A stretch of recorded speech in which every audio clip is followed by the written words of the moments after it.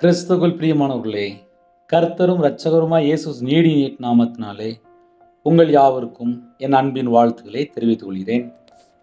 தேவனர்லி அப்பம் prayer ministry channel மூலியமாக உங்களோடு சந்திப்பதில் மிகுந்த மகிழ்ச்சி அடைகிறேன். தினம்தோறும் இரவு நேரத்திலே பரிசுத்த வேதாந்தத்திலிருந்து ஒரு பகுதியை நாம் தியானித்து நம்முடைய குடும்ப பாதுகாப்பிற்காக நாம் ஜெபித்து வருகிறோம். ஓசியா 4 அதிகாரம் 6, 7 ஆகிய வசனங்கள். என் ஜனங்கள் அறிவில்லாமையினால் சங்காரம் ஆகிறார்கள். நீ அறிவை வெறுத்தாய், ஆகையால் நீ என் ஆசரணாய் இராதபடிக்கு நானும் உன்னை வெறுத்து விடுவேன். நீ உன் தேவனுடைய வேதத்தை மறந்தாய், ஆகையால் நானும் உன் பிள்ளைகளை மறந்து விடுவேன். அவர்கள் எவ்வளவாய் பெருகினார்களோ அவ்வளவாய் எனக்கு விரோதம் பாவம் செய்தார்கள். அவருடைய மகிமையை இலச்சையாக மாற பண்ணுவேன். ஹல்லேலூயா. கிறிஸ்துவுக்குள் பிரியமானவர்களே, 6 பாயிண்ட் இருக்கு. என் ஜனங்கள் என்று அழைக்கிறார். இந்த செய்தி யாருக்கு அப்படின்னா, கர்த்தருடைய பிள்ளைகளுக்கு. கர்த்தருடைய பிள்ளைகள் அப்படின்னா, புதிய ஏற்பாட்டில் நம்ம பார்க்கும்போது நம்மை ராஜாக்களும் ஆசாரியர்களும் மாற்றினார் என்று எழுதப்பட்டிருக்கு. நம்ம எல்லாருமே ராஜாக்கள், ஆசாரியர்கள். ஆசாரியர்கள் அப்படின்னாலே உங்களுக்கு தெரியும், கர்த்தருடைய வேதத்தை போதிப்பாங்க, இரவும் பகலுமா வேதத்தை தியானிப்பாங்க, தேவனுக்கு பிரியமானபடி வாழ்ந்துட்டு இருப்பாங்க. என் ஜனங்கள் அறிவில்லாமையினால் சங்காரமாகிறார்கள். வேதத்தை குறித்து ஒரு அறிவு வேணும். கர்த்தருடைய பிள்ளைகள் தேவன் எப்படிப்பட்டவர் என்பதை அறிந்து கொள்ள வேண்டும். பரிசுத்த வேதாந்தத்தை எழுதி நம்ம கையில தந்துட்டாரு, எப்படிலாம் வாழணும், அதன்படி நம்ம வாழ்க்கை இருக்கா அப்படின்னு சொல்லி கொஞ்சமாவது யோசிக்கணும். காலம் கடைசியா இருக்கு. உலகத்துல அக்கிரமம் பெருகிட்டு இருக்கு, அன்பு தணிந்து போயிட்டு இருக்கு. ஒரு குடும்பத்துக்குள்ளே சமாதானம் வேணுமா, அந்த வீட்டில் அக்கிரமம் இல்லாம இருக்கணும். அன்பா இருக்கும்போது அந்த குடும்பத்துக்குள்ளே சமாதானம் இருக்கும். அன்பு இல்லாத வீட்டில் சமாதானம் இருக்காது, ஆசீர்வாதம் இருக்காது, நிம்மதியான ஒரு வாழ்க்கை இருக்காது, படுத்தா தூக்கம் வராது. இதுக்கு பின்னாடி என்ன இருக்கு அப்படின்னு சொல்லி பார்க்கும்போது, என் ஜனங்கள் அறிவில்லாமையினால் சங்காரம் ஆகிறார்கள். சங்காரம் அப்படின்னாலே அழிஞ்சு போறாங்க, செத்து போறான்னு சொல்லலாம். ஏன் இந்த வசனத்தை நம்ம நைட்டு பேச வேண்டியது அப்படின்னா, செல்போனுக்கு முக்கியம் கொடுக்குறாங்க, வீட்டில் எல்லாத்துக்கும் முக்கியத்துவம் கொடுக்குறாங்க, வீடு கட்டுறாங்க, வண்டி வாங்குறாங்க, கார் வாங்குறாங்க, எல்லாத்துக்கும் முக்கியம் முக்கியம் முக்கியம் முக்கியம். படிக்கிற காரியம் அதுக்கு முக்கியம். ஹாஸ்பிட்டல் போகணுமா கரெக்டாக போயிடுவாங்க, ஒரு ரயில்வே ஸ்டேஷன் போகணுமா கரெக்டாக போயிடுவாங்க, பஸ்ஸுக்கு போகணுமா கரெக்டாக போயிடுவாங்க, எல்லாத்துக்கும் கரெக்டாக போயிடுவாங்க. ஆனால் வேதத்தை தியானிக்க எவ்வளவு நேரம் செலவு பண்றாங்க. நிறைய வீட்டில் பிள்ளைகள் கையில் பைபிள் எடுத்து வாசிக்கிறதே இல்லை, பையங்க பைபிள் எடுத்து வாசிக்கிறதே இல்லை, ஞாயிற்றுக்கிழமை சர்ச்சுக்கு வரமாட்டேங்கிறாங்க, குடும்பமா சர்ச்சுக்கு போக மாட்டேங்கிறாங்க, தேவனை மறக்கிறாங்க, வேதத்தை மறக்கிறாங்க. என் ஜனங்கள் அறிவில்லாமையினால் சங்காரமாகிறார்கள். அறிவில்லைன்னா சீக்கிரம் செத்து போயிடுவாங்க, அப்படிதான் எழுதப்பட்டிருக்கு. என் ஜனங்கள் அறிவில்லாமையினால் சங்காரமாகிறார்கள். நீ அறிவை வெறுத்தாய் என்று எழுதப்பட்டிருக்கு. எந்தெந்த இடத்துலலாம் அறிவை வெறுக்கிறாங்களோ அங்கதான் பிரச்சனை அதிகமா இருக்கு. ஆகையால் நீ என் ஆசரணா இராதபடிக்கு நானும் உன்னை வெறுத்து விடுவேன். நீ உன் தேவனுடைய வேதத்தை மறந்தாய், ஆகையால் நானும் உன் பிள்ளைகளை மறந்து விடுவேன் என்கிறார். யாரெல்லாம் கர்த்தருடைய பிள்ளைகள் வேதத்தை மறக்கிறாங்களோ அடுத்த தலைமுறையை மறந்துடுவேன் அப்படிங்கிறார். பிள்ளைகளை மறந்துடுவேன் அப்படிங்கிறார். நீ வேதத்தை மறந்துட்டல்லப்பா, நான் உன் பிள்ளையை மறந்து விடுவேன் அப்படிங்கிறார். நம்ம கூட தேவன் பேசுகிறார். எல்லாருடைய வாழ்க்கையிலுமே மேடு பள்ளம், உபத்திரம், பாடுகள், பிரச்சனைகள், போராட்டங்கள், நிந்தைகள், அவமானங்கள், கஷ்டங்கள், நஷ்டங்கள், பலவிதமான பிரச்சனையிலே வாழும்போது அவங்களா ஒரு முடிவு எடுப்பாங்க. கையில் பைபிள் எடுத்து வாசித்து பார்த்து தேவனோட சமூகத்தில் காத்திருந்து ஜெபம் பண்ணி நமக்கு தேவன் என்ன சொல்றாரு, வசனத்தில் என்ன போட்டுன்னு சொல்லி யோசித்தால் 90% பிரச்சனை மாறிடும். நிறைய குடும்பத்தில் கையில் பைபிள் எடுத்து வாசிக்கிறதே இல்லை. அது ஒரு வேதனையான காரியம். ஒரு குடும்பத்திலே ஒரு வாலிப சகோதரி கண்ணீரோடு ஜெபிக்க வந்தா. அப்போ கேட்டேன், நீ வெளியூரில் இருக்கிறல்ல, உன் கையில் பைபிள் இருக்கா? நீ பிறந்ததுலேருந்தே கிறிஸ்டியன் தானே, உன் கையில் பைபிள் இருக்கா அப்படின்னு சொல்லி கேட்டேன். நான் பைபிள் கொண்டு வரலனே அப்படின்னா. வேதத்தை மறந்துட்டா, கண்ணீரோடு ஜெபிக்க வந்தா. பிறந்ததுலேருந்தே கிறிஸ்டியன் தான், ஆனால் பைபிள் மறந்துட்டா. போன இடத்துல கண்ணீரா மாறிட்டு.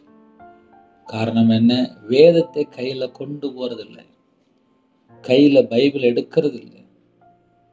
நான் ரட்சிக்கப்பட்ட புதுசில் சர்ச்சில் வேலை பார்க்கும்போது சட்டை பையில சின்னதாக ஒரு பைபிள் வச்சுருப்பேன். எல்லாரும் செல்ஃபோன் நினைப்பாங்க, அது குட்டியாக அழகாக செல்ஃபோன் சைஸில் அழகாக ஒரு பைபிள் உண்டு. 190 ரூபா வரும், கொரியன் பிரிண்ட்டு. அந்த பைபிளை வாங்கி வச்சுருப்பேன். எங்கேயாவது உட்காந்து அது சின்ன எழுத்து அழகாக கையில் பைபிள் எடுத்து வாசித்துட்டு இருப்பேன். இன்று வேதத்தை நேசிக்கிற ஆள்கள் குறைஞ்சிட்டே வருது. பைபிள் வாசிக்க பொதுவாகவே ரொம்ப குடும்பத்தில் ஆட்கள் கம்மி. 50 வருஷமா சர்ச்சுக்கு போறேங்கிறாங்க, ஒரு முழு பைபிளை வாசித்து முடிக்கல. நான் நிறைய இடத்த வாசிச்சுட்டேங்கிறாங்க, ஆனால் முழு பைபிளை வாசித்து முடிக்கல. நீ உன் தேவனுடைய வேதத்தை மறந்தாய், ஆகையால் நானும் உன் பிள்ளைகளை மறந்து விடுவேன்.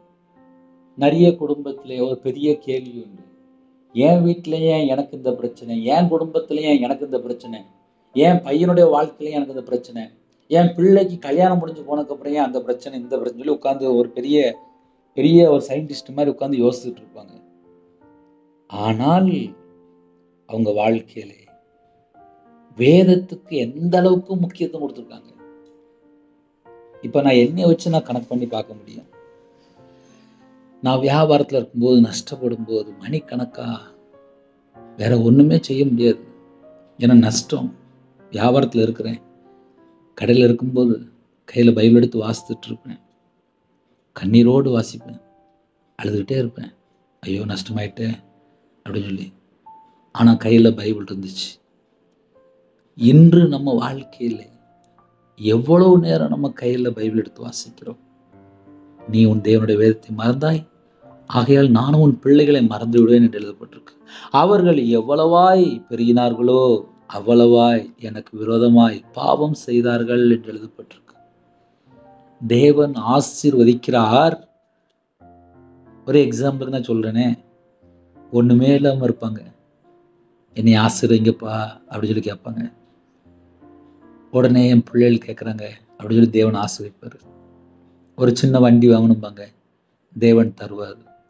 ஒரு சின்ன வீடு கட்டணும்பாங்க, அதையும் தேவன் தருவார். எல்லாம் வீடு, எல்லாம் வண்டி, எல்லாம் காரு எல்லாம் வாங்கி முடிச்சுட்டு வீட்டில் நல்ல ஒரு பெரிய டிவி வாங்கி வைப்பாங்க. ஒரு 2-3 செல்ஃபோன் வாங்குவாங்க. அந்த டிவியில் அழகாக என்ன பார்ப்பாங்க? உட்காந்து படம், நாடகம், உட்காந்து செழிப்பாக பார்த்துட்டு இருப்பாங்க. வீடு வாங்கும்போது கேட்டிருப்பாங்க, வண்டி வாங்கும்போது கேட்டிருப்பாங்க, வேலைக்காக ஜோம் பண்ணியிருப்பாங்க. டிவியை மட்டும் ஆசையாக போய் வாங்கியிருப்பாங்க. அந்த டிவியில் அவங்க ஆசைப்பட்டதெல்லாம் பார்த்துட்டு இருப்பாங்க. ஒரு வீட்டுக்குள்ள சத்துரு எப்படி வாரான், பிசாசு எப்படி வீட்டுக்குள்ள வாரான், நல்லா யோசித்து பார்ப்போமே. நீ வேதத்தை மறந்தாய், உன் தேவனுடைய வேதத்தை மறந்தாய் என்று எழுதப்பட்டிருக்கு. கையில 10 ரூபாய் இல்லைன்னா உட்காந்து புலம்பி அழுது ஜெபம் பண்ணிட்டு இருப்பாங்க, கையில பைபிள் எடுத்து வாசிச்சுட்டு இருப்பாங்க. வீடு இருக்கும், கார் இருக்கும், சகல செழிப்பு இருக்கும், நல்ல வேலையில இருப்பாங்க, நல்ல கவர்மெண்ட் பொசிஷன்ல இருப்பாங்க, நல்ல பெரிய லெவல்ல இருப்பாங்க. பைபிள் வாசிக்க நேரம் இல்லை பிரதர் அப்படிம்பாங்க. பிரச்சனை வந்த உடனே ஹாஸ்பிட்டலில் போய் படுத்து கிடப்பாங்க. ஹாஸ்பிட்டலில் போயிருப்பாங்க, லட்சமா பணம் கொண்டு போயிருவாங்க. ஆனால் கையில் பைபிள் கொண்டு போனாங்களா? எந்த இடத்துல இருக்கிறோமோ அந்த இடத்துல கையில் பைபிள் எடுத்து வாசித்தால் நம்ம வாழ்க்கையில் பிரச்சனைக்கு ஒரு முடிவு உண்டு. ஏன்னா என் வாழ்க்கையில் நான் பல சூழ்நிலை கண்ணீரோடு கையில் பைபிள் எடுத்து வாசித்து பார்க்கும்போது நான் எப்படிலாம் கர்த்தரை விட்டு தள்ளி போகிறேன். இந்த பைபிள் தான் எனக்கு வெளிச்சமாக இருந்துச்சு. இன்னைக்கு நிறைய குடும்பத்தில் கையில் பைபிள் எடுக்காமல் இருக்கிறாங்க. அவர்கள் எவ்வளவாய் பெருகினார்களோ அவ்வளவாய் எனக்கு விரோதமாய் பாவம் செய்தார்கள் என்று எழுதப்பட்டிருக்கு. தேவன் தான் ஒரு குடும்பத்தை ஆசீர்வதிக்கிறார். உடனே சொல்றார், அவருடைய மகிமையை லட்சையாக மாற பண்ணுவேன். உடனே தண்டனையா சொல்றார். அவர்கள் எவ்வளவாய் பெருகினார்களோ அவ்வளவாய் எனக்கு விரோதமாக பாவம் செய்தார்கள். பாவம் செய்தனாலதான் தண்டனை உள்ள வருது.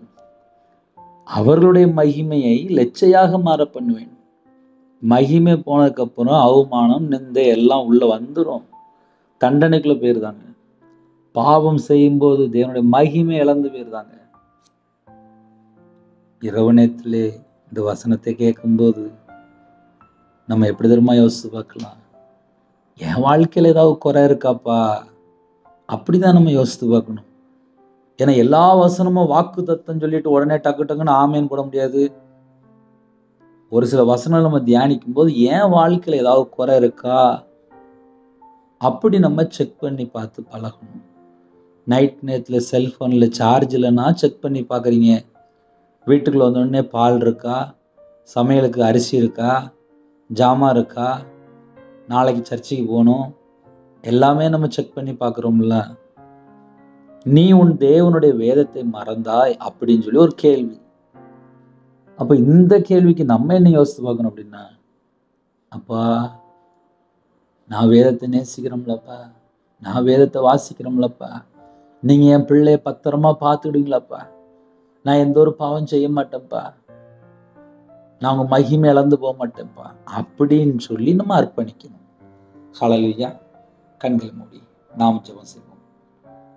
அன்பின் கர்த்தாவே, உம்மை நன்றியோடு துதிக்கிறோம், ஸ்துதிக்கிறோம்ப்பா. இந்த வாரம் முழுதும் கர்த்தர் பாதுகாத்து கிருபைக்காக நன்றி. நாளைக்கு சர்ச்சுக்கு புறப்பட்டு எல்லாருமான வாசல் திறந்தாங்க. எல்லா தேச ஜனங்களையும் உங்களுடைய கரத்தில் அர்ப்பணிக்கிறோம். கற்பதுணியாக ஜெபிக்கிறாங்க. கர்த்தர் மனமிறங்கி ஆசிரியங்க. மாசமா இருக்காங்க, தாயம்பிள்ளை மாசுறீங்க. டெலிவரி புறப்படுறாங்க, பரங்க வைத்திருக்கூடாங்க. நைட் நேரத்தில் பிள்ளைகளுக்கு வயசு அதிகமாக சில குடும்பத்தில் அம்மா அப்பா ஒருத்தரோட ஜெபிக்கிறாங்க. கர்த்தர் வாசல் திறந்து விடுங்க. திருமணம் முடிந்ததுக்கப்புறம் நிம்மதியில்லாத ஒரு வாழ்க்கையாக இருக்குது. கர்த்தர் மாற்றி இந்த குடும்பத்துக்கு தேவ சமாதானத்தை கட்டணுங்க.